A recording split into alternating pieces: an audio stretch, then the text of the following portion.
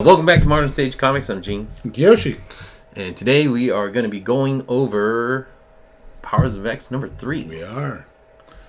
I'd say that this is probably the most action-packed issue so far. Oh, yeah. Yeah, it was stupendous. There's a lot of action, a lot of excitement. Stay tuned.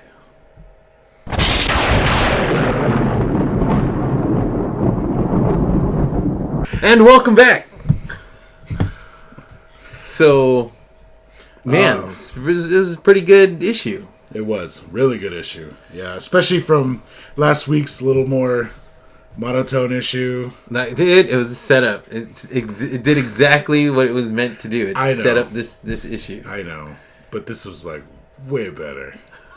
Way better.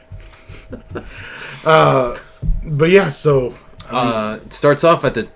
We get to see this Church of Ascendancy, and I don't know what I want to say. That are these the people that might be in the year 1000? I know we were debating that. It's either that or maybe in the Ascendancy, the mutants start adapting themselves with the technovirus. I don't know. There's a lot of unknown questions. But yeah, so and then they blast this baby with what appears to be the technovirus. The technovirus. Yeah. The baby, of course, screams and turns half the baby's face into tech. Yeah. Right now, I wonder if the priest, who is, I guess he's performing this operation, I wonder if he was blasted with the technovirus. Yeah, I couldn't tell. It looked like he just had a robot arm. Yeah. Because since the face's baby's structure didn't change at all, maybe he didn't even blast himself. Yeah, so, I don't know. We don't know. I mean, this issue, you only see him a couple more panels because immediately after they blast the baby and he starts preaching his information. So his message is, in order to pay like homage to the machines, they want to ascend to become like one of them. Yeah, and they're trying to tell the other humans to stay away from the humans who don't want to, I guess, be technovirused. Yeah. He says, like, beware them or something like that. But before he can finish... Yeah, they get interrupted. Yeah, bam! Boom. Enters the, I don't know, what do we call these guys? Are these, like, the X-Men? Well, yeah, it's, we'll call them the K-Men, since they come from Asteroid K.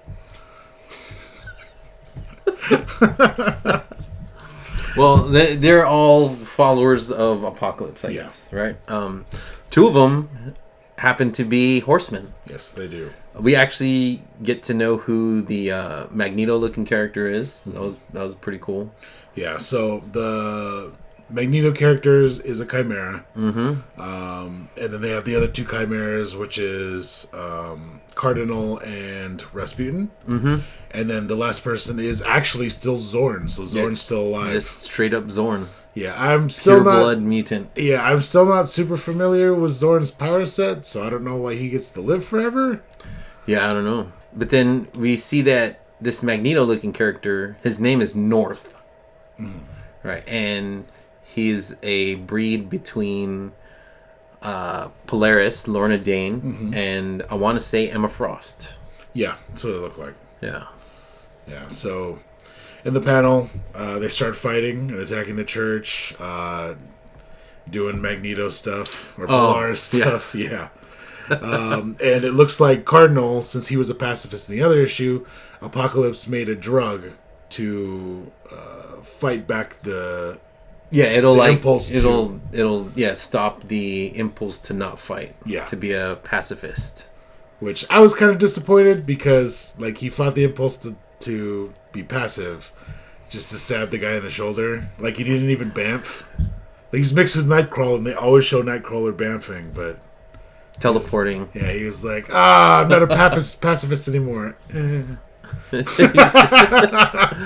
he stabs the priest. Yeah. And then they cut back to the Tower of Nimrod. Yeah. Yeah, and, we get a little bit of a, kind of like resembles Minority Report, you know, with Tom Cruise doing his whole thing. I think that's super cool. And they're actually, him and Omega Sentinel are having a little conversation. Yeah. because they noticed the explosion. Yeah. Well, she notices the explosion. Yeah. He's busy investigating into the break-in. Yeah. On with reasons why, I guess. So he's interested in that. But she does notice that the church is on fire, and he just doesn't seem to care. No, it seems that, I don't know, he's kind of got, I want to say he's got like this little whole Magneto complex. Yeah. Where he kind of thinks he's better than the humans. Yeah. Well, you know, he is. so they're all just, well, of course, you know, but like he thinks they're just all fodder, you know? Yeah, and even the people that worship him, he just doesn't care. Yeah. Yeah, so he says she's worried about it, not necessarily because they're humans, but she's worried about it because they are attacking, and she wants to know why. So she goes, she wants to go investigate. He says, do whatever you want. I'm going to stay here. Yeah, he's like, I'm just going to stay here. So she flies off. She does. And then she ends up... She beats the crap out of North. So we don't even see North that much. Yeah. So North is in like 3 panels, or two boxes. Yeah. And he gets obliterated. He just... Yeah. Well, I'm pretty sure that was him. Yeah, it was. Yeah. It was. Yeah, and that's when Cardinal was talking to the priest, and the priest was like, you want to meet our God? Well, here she is. And then that's when we get to see a little bit more of Rasputin. Cool character. Yeah. Didn't necessarily do anything either. I mean, this ended up being, she says it's a distraction. So yeah. They didn't super really do anything except for just cause havoc. Yeah. I think they were just trying to divert the attention to them so that the other half of the apocalypse, the K-Men, for the other half of the team, you know, they're infiltrating the Nimrod Tower. You know, it's crazy when, you know, the Rasputin fight with Omega Sentinel. Yeah. Right? They're losing. Yeah. They already lost. Yeah. Everyone's dead. Cardinal's dead on the ground, or appears to be dead on the ground. And Rasputin's holding Zorn. Yeah, so Rasputin and Omega Sentinel, they have this little banter between each other, right? And Rasputin is explaining to Omega Sentinel what's underneath Zorn's mask. Yeah, talking about the whole black hole deal. And Rasputin is like, or not Rasputin, Omega Sentinel is pretty much saying, you don't have the balls. Yeah. Like, no, you're too empathetic. You know, you have, like, you care too much. You wouldn't do that. And she's just like, you know what? I don't know what's going to happen. Yeah. She says, oh, balls I have.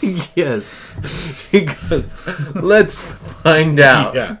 And just rips off Zorn's mask. Yeah. They show underneath Zorn's, like, little smile. Yeah. So the singularity opens up, and I'm figuring that this is how they're going to introduce her to the regular continuity. Yeah. Hopefully, because it looks like they know she's popular. So they're probably going to release her into the regular Marvel universe. They cut back to the Nimrod Tower of Nimrod, and it looks like they're in a database. Yeah. It looks like a data. Or a data archive. So, well, and that's actually what Nimrod says. Like, I don't know why you guys are here. They get the crystal, the memory stick crystal. They do, yeah, and they were able to easily find it because of the sacrifice of the last team to go get the information. Yeah, with the death of Percival and Salabel. And since they have it, they're like, "Let's leave." And then Wolverine says, "Hold on." He's like, "Electronic beams." So he smells something. Yeah. And then gets immediately blasted. Just yeah. So you see Nimrod comes in and Wolverine is all on the ground and half his face is burnt off. It's all you actually see his adamantium skull. Yeah, his arm is all in muscle fibers. It's gross. It's crazy. Yeah, and then it was actually kind of funny. So, and then we get to see Apocalypse, right? And Apocalypse tells Wolverine to go. Yeah. He's like, here, take this crystal. Yeah, and Wolverine's like, no, you go. I'll stay. And then Apocalypse is, hey, if you can look at yourself, trust me, you would say the same thing. Yeah. Yeah, so he goes, go. and then Krakoa's magical beard opens. He creates a portal from his beard. Oh yeah, this is pretty good. Yeah, so Wolverine escapes through, and it shows Apocalypse facing down 3 Nimrods. Yeah. So it looks like he split. So it looks like in the other panels it shows Nimrod making facial expressions, and even here we see it split. So it looks like he's either like liquid metal or he's made out of like a bunch of nanites, so he's able to freely manipulate the metal. Yeah. Well, that and on one of the when they were holding Apocalypse down, the 2 Nimrods, it almost like encapsulated. Yeah, they made like big handcuff claw things, which is funny because Apocalypse, I guess, is just being a distraction because he gets his butt handed to him. Yeah, he does, but at the same time, he does. He punches one of the Nimrod clones or whatever he punches they are. his face off. Yeah, and then I guess that one's down for the count. But he's still.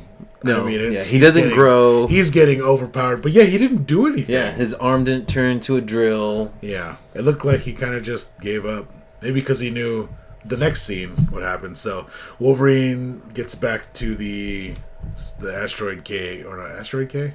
Yeah, he gets back to Asteroid K. Yeah, they actually open up this sarcophagus, right? Which actually turns out to be a stasis chamber. Yeah. For Moira. So Moira wakes up. Yep. She's like gray. Her skin's grayed out because she's probably been enhanced. Yeah, I think she did the whole like what Apocalypse does. Yeah, so they show in the later Hickman panel the reason why she was in the stasis chamber is because she was injured in a Black Hound assassination attempt. Yeah. So he put her in there because they needed, for the plan to succeed, she had to be alive. So Apocalypse upgraded her to give her a information interface so that she can instantaneously take she can download all that information. Yeah. Wolverine has the crystal. He walks up to her. Yeah. So he puts it towards her chest, right? And it looks like Symbiote was trying to grab it. Yeah. Right. Yeah. That was kind of cool. That was cool. So she was downloading all that information, and then I don't know if it hurt, but it looked like it hurt. Did it look like it hurt? I don't know. So, and then Wolverine is asking, like, hey, did you get it? She's like, yeah, I got it. Yeah. And then she says, what's next? And Wolverine pretty much says it's a doomed world. So he said the old man, which is Apocalypse, says to just send you on your way. And then that's when Moira says one of the hints from the mutant. She goes, don't worry. That's what you do. This is what you do. So he looks sad. Yeah. And then she gets Jean Grey. From last... What is it? We did that in the comics too, right? So he kills her. And so we were still discussing as well too. I don't know if the timeline resets. Yeah, every time she dies, I don't know. That's what it kind of. That's what it's starting to feel like because that whole the third life, when she meets with Destiny. Mm-hmm. If Destiny already knew that this timeline was doomed, then why would she bother to reset the timeline? Yeah, by killing her. Yeah, I'm not sure how it works because then how do they get to year 1000 in the Ascendancy if supposedly it's 1,000 years later unless they figured out how her powers work and they put her in stasis forever. Yeah, maybe. I don't... this is either is that a tough or one. Yeah, or maybe in the 11th timeline, which they don't show, maybe she killed herself or somebody killed her. Maybe X to the third power is the 11th timeline. Yeah, so I was thinking, yeah. So maybe she's dead, so the timeline can't reset or something. I don't know. But yeah, and then we go to finally the last the timeline, and they opened up more information about the Apocalypse. Yeah, the timeline. Apocalypse timeline. I think in the House of X number 2, it only went up to like the Apocalypse War. Yeah. And then it was all just dotted lines after that. Yeah. So maybe for now the dotted lines appear to be just information that we're just not privy to. Yeah. I don't know if it necessarily means anything more than that, but we'll just have to see. But they do show some major markers, like the Sinister breeding pits. The other generation, like when the other generations of Chimera mutants were created. So we get a couple clues, right, for the next couple issues. Yeah. So the next, Once More Unto the Breach. And then the issue after that is It Will Be Done. It Will Be Done. It Will Be Done. So obviously referencing the previous issue with Cyclops. Yeah, so I mean we're getting 2 new House of X titles. Yeah. So I'm assuming it'll probably somewhat follow the same pattern as this one, where maybe House of X 3 will be a little bit of setup. Yeah. And then House of X 4 will be the actual. Yeah, that's what I was battle. thinking too, yeah. Yeah. So, well. I mean, I can't wait to see more X-Men. Yeah. This is a great run so far. X-Men we know and love. Yeah. So, it's selling out in stores. I couldn't even get an issue this week, so. Yeah, it's a little crazy. The only reason why my comic shop is letting me buy these is because I had already... Yeah. Gene loves buying the variants, and he, of course, gets all of them, as you can see. But we were actually thinking about doing a variant. Coming soon, we'll be doing a Covers of X episode, I guess. Yeah, just like previewing... all the different variant covers of the House of X and Powers of X titles. So if you are interested in that, stay tuned for that. Yeah, coming soon. Yeah. Look out for it.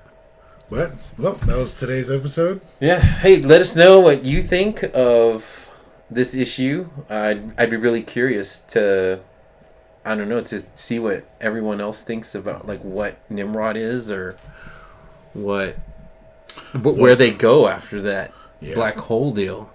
Yeah, or even what the plan is to take out Nimrod. Yeah. Because now that Moira has all the info, like, what's the rest of the plan? Mm-hmm. Yeah. Exciting stuff. Yeah. Give us a like. Comment. Subscribe to the channel. Hit the bell if you want to get notified when we post new videos. All right. Thank you very much for watching.